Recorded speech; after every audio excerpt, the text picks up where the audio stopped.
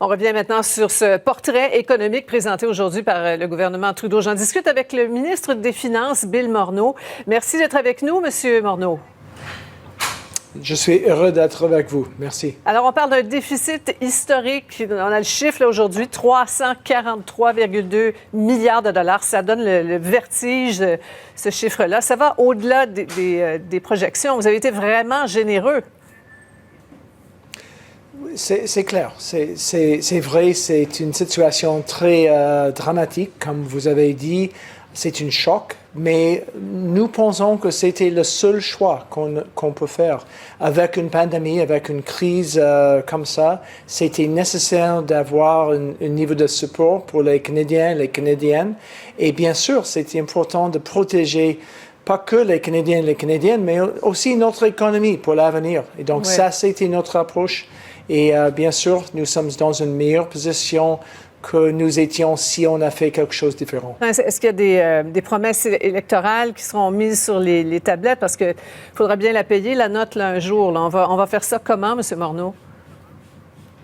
Ce qu'on doit faire, on doit faire chaque temps, on doit considérer la prochaine étape.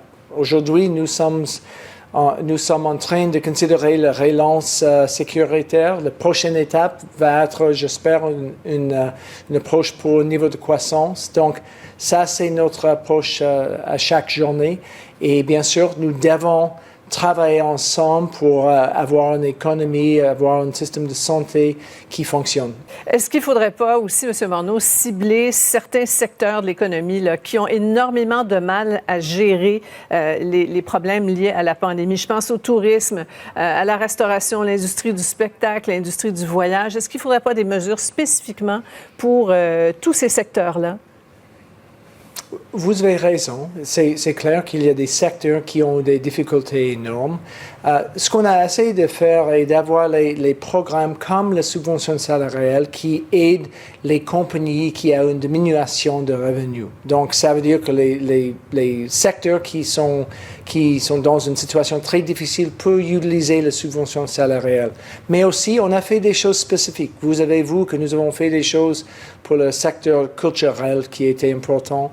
Le PCU était très important pour le secteur culturel, comme exemple. Mais on doit considérer les secteurs qui sont dans une situation difficile. Oui. On doit continuer d'améliorer nos programmes. On doit être agile, on peut dire agile pour l'avenir parce que c'est une pandémie. En terminant, on a entendu plusieurs critiques, M. Morneau, là, au Québec, sur le fait que la PCU n'aide pas du tout au retour au travail et nuit là, carrément aux efforts du gouvernement provincial. Vous répondez quoi au gouvernement du Québec là-dessus? Ce que je peux dire, la subvention salariale va aider les entreprises de améliorer leur situation avec leurs employés. Ça, c'est très important.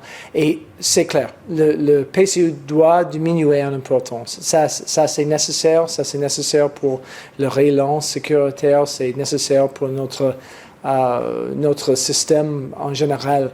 Donc, ça, c'est notre approche, mais on doit faire notre approche quand on est dans une meilleure position. Et ça, c'est très important. Voilà. Monsieur Morneau, merci beaucoup d'avoir été avec nous. Merci beaucoup.